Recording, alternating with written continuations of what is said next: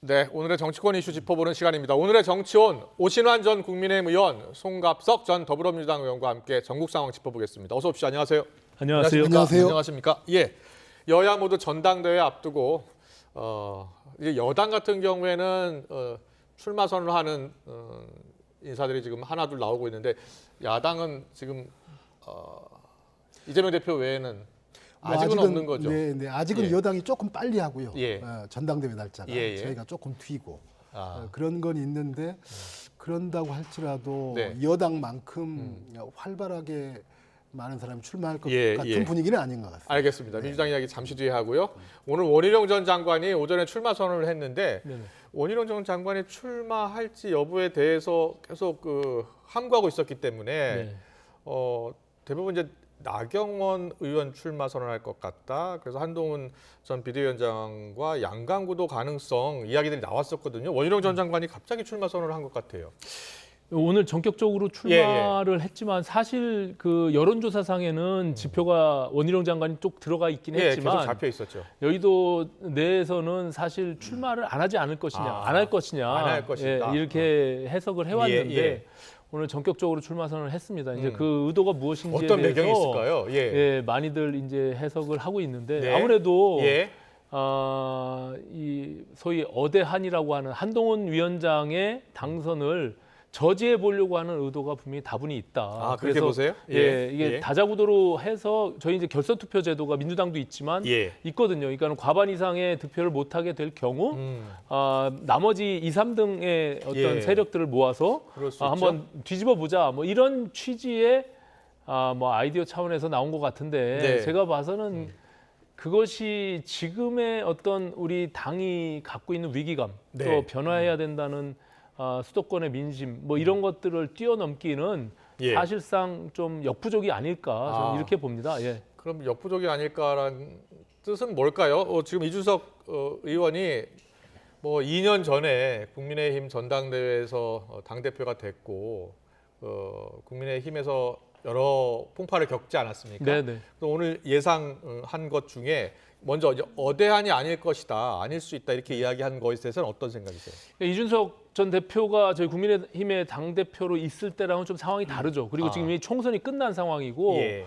이미 뭐 언론에도 나왔지만 상당히 다수의 원내 의원들이 예. 일단 그 대세 흐름에 부응해서 한동훈 위원장에게 접촉하고 있다, 뭐 이렇게 캠프를 예. 합류하고 있다 이런 의견들이 많이 전해 들어오고요. 예. 또 특히 원외 당협위원장의 경우도 이번 총선이 어떤 의미를 갖고 있는지를 또 수도권의 민심들을 어떻게 직접 체험하면서 그것을 느껴왔기 때문에 이번만큼 그냥 똑같이 과거처럼 그렇지 않을 것이다. 용산에 그냥 소위 거수기 노릇을 하는 그런 형태의 당 모습을 네. 사실은 인정하기가 굉장히 어렵습니다. 그래서 무언가 좀 새로운 변화들을 모색할 수 있는 당대표가 와서 예. 그 역할을 해주기를 강하게 바라고 있기 때문에 네. 그 민심의 사실 흐름이 예. 여론조사상의 지표로 나타나고 있다. 저는 이렇게 보고 그럼 있고요. 이준석 예.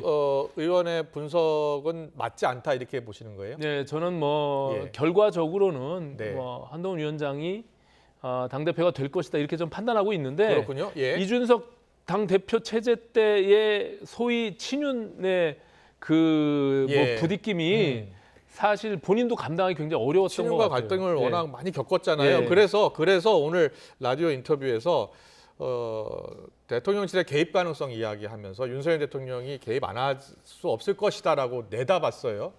본인이 뭐 겪었기 때문인 것 같긴 한데 어떻게 보세요?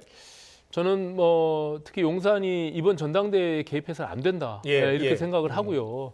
특히 이제 누가 당대표가 되든지 간에 용산 어째 집권당으로서의 역할은 분명히 부여되어 있는 것이고 또 윤석열 정부도 3년이라는 시간이 남아있기 때문에 그것을 건강한 관계 속에서 힘을 모아가는 그런 관계가 되어야지 그냥 뭐 과거처럼 그냥 용산이 지시하면 시키는 대로 받아서 하는 그런 국민의힘의 모습으로는 네. 미래에 희망이 없다. 저는 이렇게 생각합니다. 그래서 그거에 대한 변화에 대한 욕구들로 사실 한동훈 위원장을 사실은 책임으로부터 다시 또 그런 요구가 당심이 끌어낸 것이라고 좀 보여지고요. 그렇게 보시는 그 흐름을 꺾기에는 사실상 저는 좀 부족하다 이렇게 봅니다. 알겠습니다. 자, 송갑석 의원께 여쭤볼게요.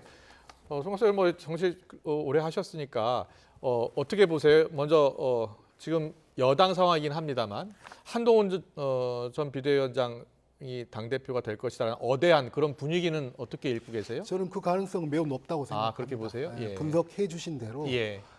현재 뭐 당원들, 일반 국민들, 그다음에 또 원내외에 있는 뭐 예. 당협위원장들의 분위기를 봤을 때는 예. 그런 것이 높고 그랬을 때 이제 유일한 변수는 예. 과연 용산이 예. 개입을 할 거냐 말 거냐. 예, 그러니까요. 또 개입을 한다면 어느 정도로 개입을 할 거냐. 예. 그리고 또 그 개입은 성공할 거냐. 네, 이런 건데 예. 저는 원희룡 전 장관의 등판으로 개입은 시작됐다라고 저는 생각을 합니다. 그렇게 보시는군요. 네, 물론 예. 물론 뭐 원희룡 장관 개인의 어떤 뭐 어떤 결단과 예. 그런 것들이 결합되어 있겠지만 그걸로 해서 시작은 했다라고 보는데 네.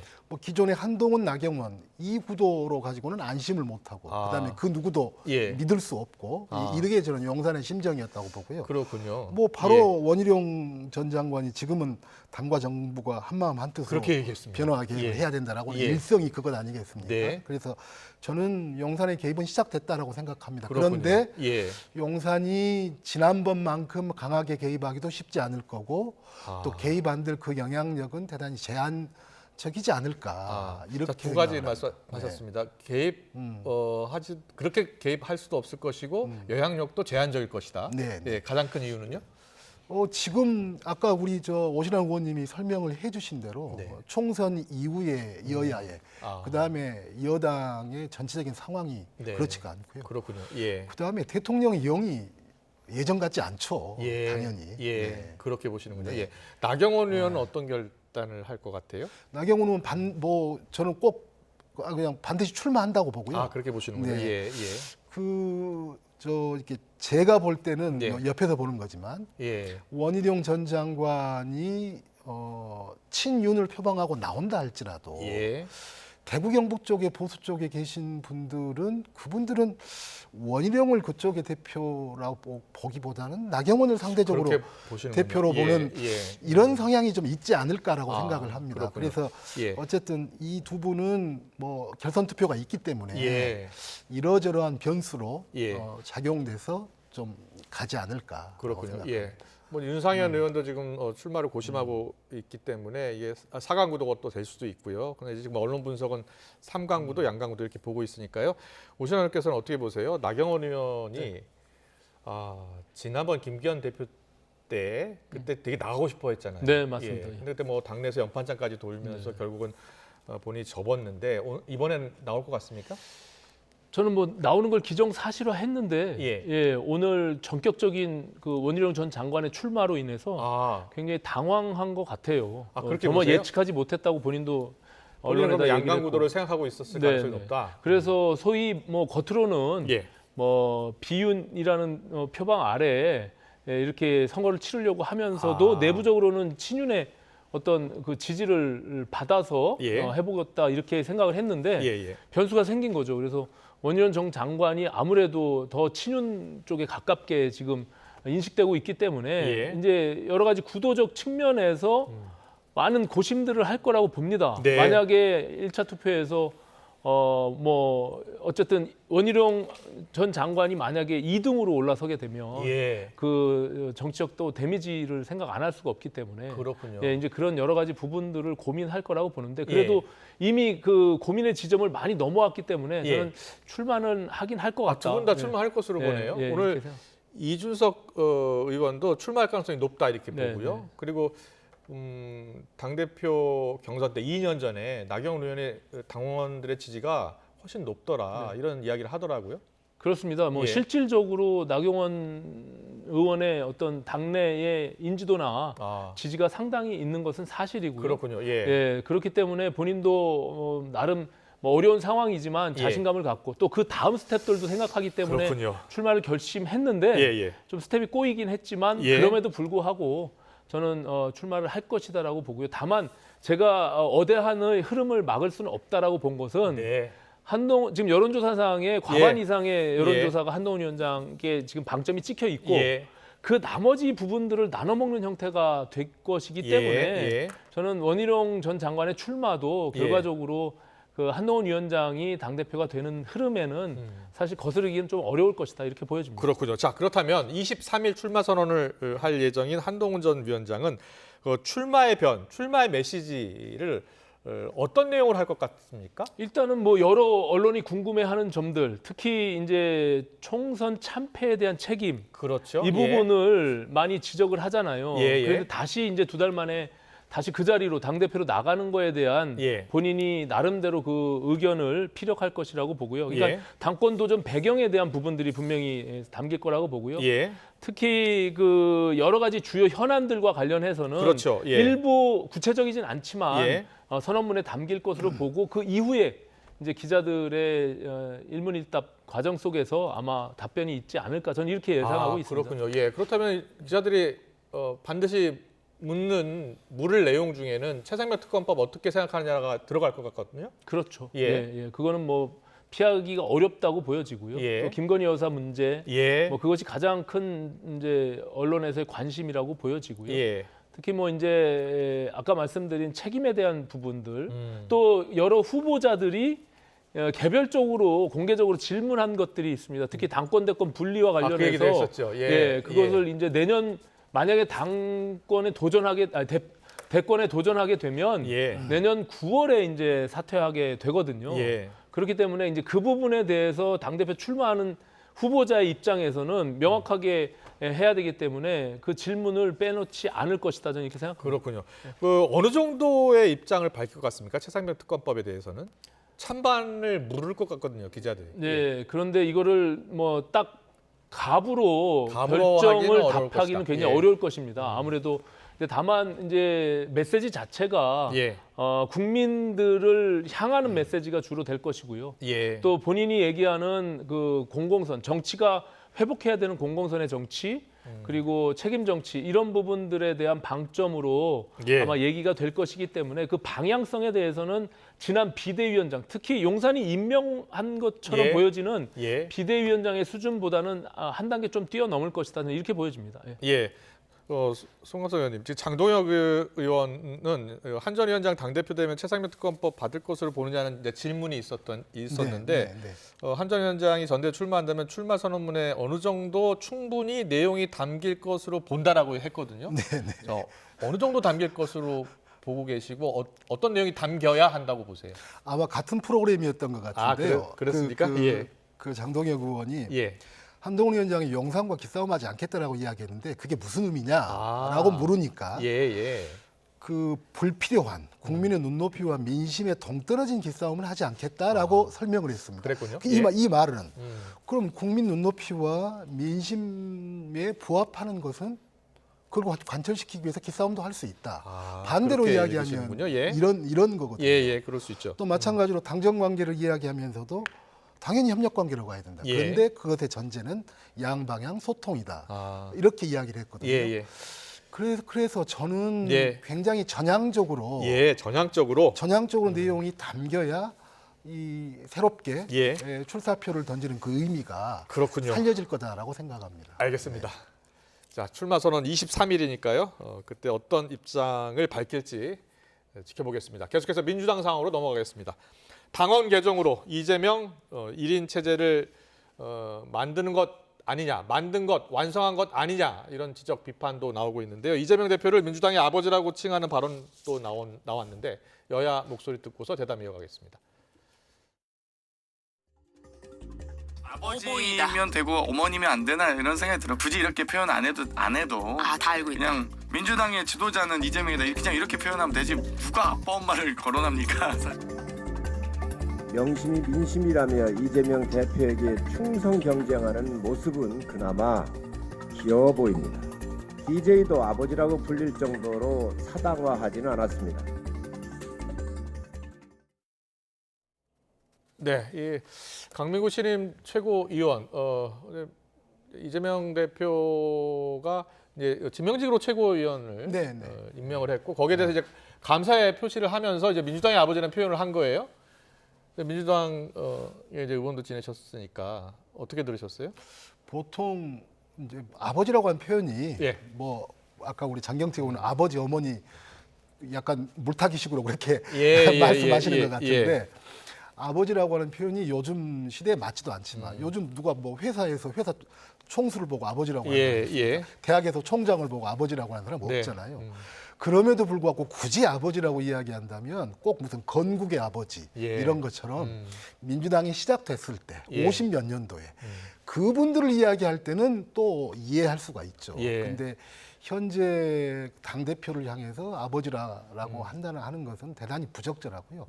그다음에 이것은 저희 민주당에도 안 좋은 일이고 이재명 대표에게도 안 그래도 뭐 당헌 개정이나 이런 걸 가지고 이 대표의 일극체제가 아니냐 이런 말들이 나오고 있는데 거기에 뭐 이재명 시대다 또 뭐 아버지다 이런 말은 정말 정말로 해서는 안 될 말이죠. 그렇군요. 네. 그 당원들의 반응은 어떻습니까?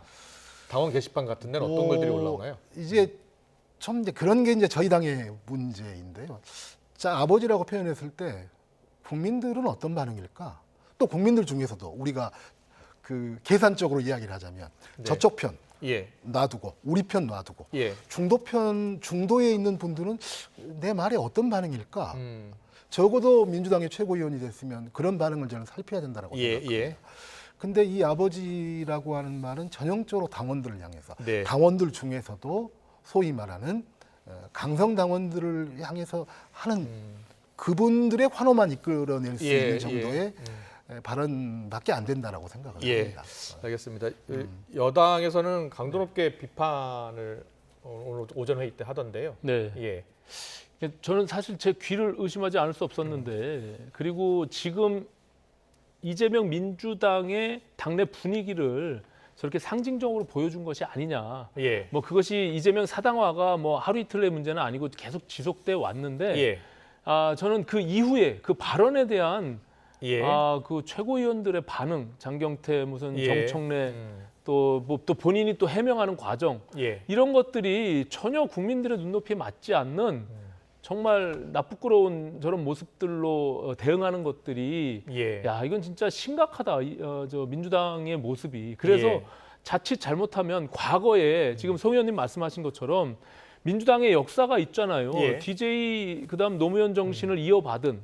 그래서 이거는 이재명의 당은 새로운 당인가? 그것을 완전히 부정하고 이제는 이재명의 아버지가 돼서 새로운 당으로 민주당이 거듭나는 것이냐, 과거는 다 지우려고 하는 것이냐라고 오인할 수도 있어요. 그렇기 때문에 저는 굉장히 위험스럽기도 하면서도 좀 어처구니 없는 발언이었다. 그래서 좀 내부에서도 그런 부분들에 대해서 지적하고 빨리 정정하는 것이 저는 마땅하다 이렇게 생각합니다. 강민구 최고위원이 논란이 있다 보니까 페이스북에 글을 올렸어요. 페이스북에 글을 올려서 영남 남인의 예법이다라고 이렇게 해명을 했어요. 자, 페이스북 그래픽 잠깐 보여주세요.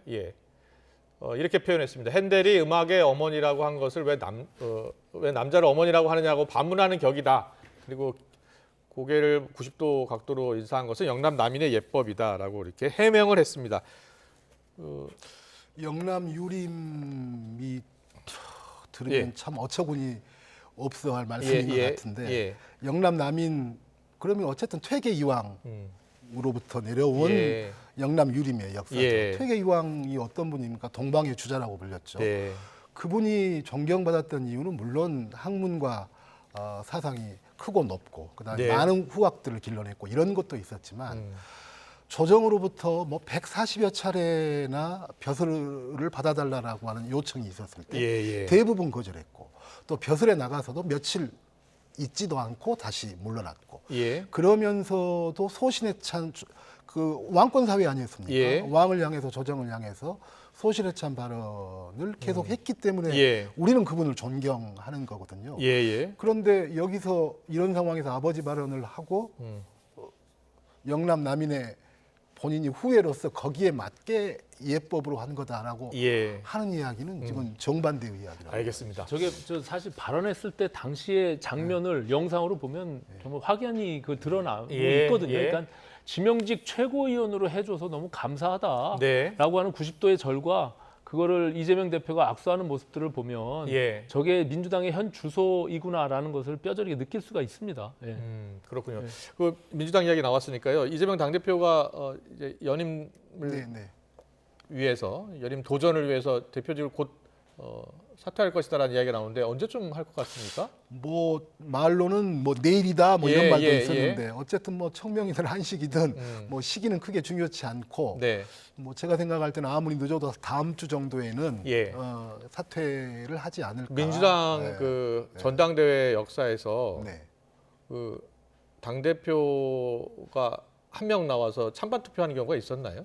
그런 경우는 예. 제가 없었던 걸로 알고 있고요. 예. 그다음에 연임하는 경우가 같은 경우도 2000년도면 김대중 대통령 시절이거든요. 예. 그때 당정 분리를 하고 예. 새천년 민주당이 창당되고 지금 한 24년 됐는데 그렇군요. 그 이후로 어떤 대표도 연임은 없었습니다. 예.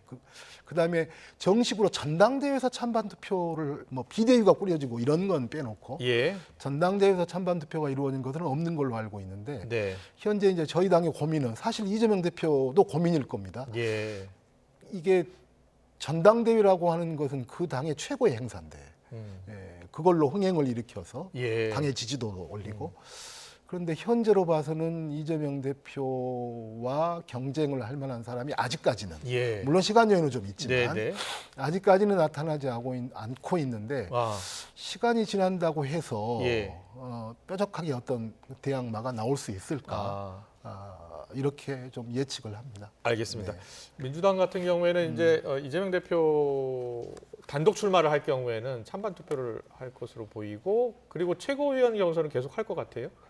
그렇죠. 이제 예. 최고위원도 사실은 지난번 뭐 성 의원님 최고위원에 있을 때 예. 그때는 그래도 소위 비명계에서 또 예. 신문이나 이런 예. 또 다른 최고위원들이 들어가서 그래도 목소리를 좀 냈었잖아요. 예. 근데 이제는 아마 그조차도 뭐 이재명 체제에서는 예. 완전히 일극 체제로 가는 오히려 더 강성인 이재명 지지층만을 위한 그런 지도부가 만들어지지 않을까라는 우려가 내부에서도 있을 거예요. 지금 보면 예. 고민정 최고위원은 최선의 선택일까 과연 왜냐하면 이재명 대표가 대선 후보로 나가야 하는데 당 대표가 되면 너무 많은 리스크를 안고 가는 선택이 될 수 있다. 이낙연 대표 사례가 반복되지 않을까 우려된다라고 표현했거든요. 네네. 그러니까 뭐 인터뷰 중에서 말씀은 하셨지만 그래도 굉장히 조심스럽게 그 앞뒤 맥락에서는 뭐 그 불가피성도 얘기하면서 저 정도 얘기한 건데요. 저게 이제 사실은 좀 뭐 지난번에 저 여러 가지 그 당원 당규 개정하는 과정에서 김영진 의원 같이 뭐 소위 친명임에도 불구하고 거기서 새로운 목소리들을 내는 그런 목소리들이 분출될 때 사실은 민주당도 그렇고 국민의힘도 그렇고 그 다양성이나 포용성적인 측면에서는 살아있는 정당으로 국민들께 비춰질 것이다. 저는 이렇게 생각합니다. 네, 알겠습니다. 자, 이재명 대표가 조만간 연임을 위해서 사퇴를 할 것으로 보이고요. 추가로 또 도전자가 나올지 여부는 좀 더 지켜봐야 될 것 같습니다. 계속해서 내일 국회 법사위 일정을 좀 이야기 나눠보려고 하는데요. 내일 법사위에서는요 최상병 특검법 입법 청문회가 있을 예정입니다. 이종섭 전 장관, 또 유재흥 법무관리관, 임성근 전 해병대 1사단장, 박정훈 전 해병대 수사단장까지 총 출동할 예정입니다. 내일 법사위에서 치열한 공방이 있을 것 같은데요. 증인들도 다 나와서 지금 이야기한다는 겁니다. 네. 어떻게 예상하세요?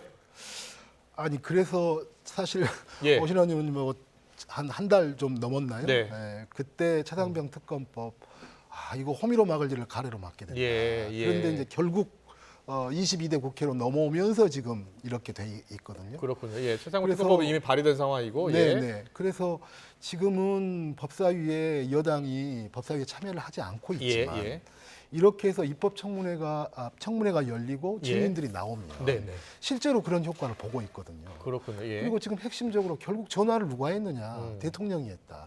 대통령이 장관한테만 한 줄 알았더니 차관한테도 했고, 그다음에 보좌관한테도 했고 이렇게 줄줄이 나와 있는 것 아닙니까? 그래서 이게 지금 잘못하면 다른 게이트로 비화될 수 있는 이런 화약고 같은 일인데요. 참 국민의힘 입장에서는 굉장히 곤혹스러울 겁니다. 여기를 참여할 수도 없고 참여하지 않을 수도 없고 그렇군요. 곤혹스러운 건데 결국은 제가 우려했던 대로 최상병 특검법은 국민 정서도 그렇고 예. 점점 드러나고 있는 여러 증거들이나 이런 걸 네. 볼 때 정말로 요야무야 넘어갈 수 없는 예. 문제거든요. 그렇군요. 내일 당장 많은 이야기들이 국민들 앞에서 가장 크게 쟁점이 뭐가 될 것 같아요? 결국은 대통령의 전화를 어떤 내용을 그렇죠. 어떤 내용을 서로 통화를 했느냐 여부잖아요. 어떤 그리고 내용인지 그게 핵심이죠. 그렇죠. 그리고 그 내용이 결국은 최상병 수사 예. 그 결과에 예. 어떤 영향을 미쳤느냐라고 예. 하는 것들이 집중적으로 이야기합니다. 알겠습니다. 오신환 의원께서는 예. 뭐 저는 지금 현재 민주당이 뭐 입법 독주 또 국회 운영을 저렇게 일방적으로 하는 부분들에 대해서 이제 단독으로 이제 입법 청문회를 연 거잖아요. 예, 예. 물론 이제 그 부분에 대해서 나중에 법적인 공방들은 차치하고서라도 네. 우리 국민의힘의 의원들이 들어갈 일은 만무하고요. 예, 예. 또 지금 뭐 청문회도 사실은 지금 거론되고 있는 그런 증인들이라고 하는 분들이 예. 저는 다 나갈 거라고 보지 않습니다. 그래서 이게 소위 뭐 동행 명령권 뭐 이런 것들을 뭐 국회에서의 증언 및 감정에 관한 법률 예. 거기에 6조에 보면은 동행 명령할 수 있는 그 예. 부분도 사실은 국정감사, 국정조사로 한정돼 있어요. 그렇기 때문에 저는 법적인 조력도 저것은 다퉈볼 문제지 그것을 뭐 강제적으로 안 나오면은 무슨 3년 이하의 징역이나 뭐 이렇게 처벌할 수 있다라고 하는 것도 저는 좀 이해하기 어렵고요. 예. 또 한 가지는 이렇게 모든 그 국회에서의 고발하거나 하는 것들을 위원회에서 여야가 합의해서 의결하는 조건으로 예. 청문회 보고서도 채택하고 또 고발도 하고 했지 저런 식의 어떤 한쪽 정당의 일방적인 독주로 인해서 한 적이 한 번도 없습니다. 예. 그렇기 때문에 저는 뭐 내일 청문회도 민주당의 일방적인 주장으로 아마 끝나지 않을까 저는 이렇게 생각합니다. 그렇군요. 근데 민주당에서는 이 차세병 특검법 입법 청문회 외에도요.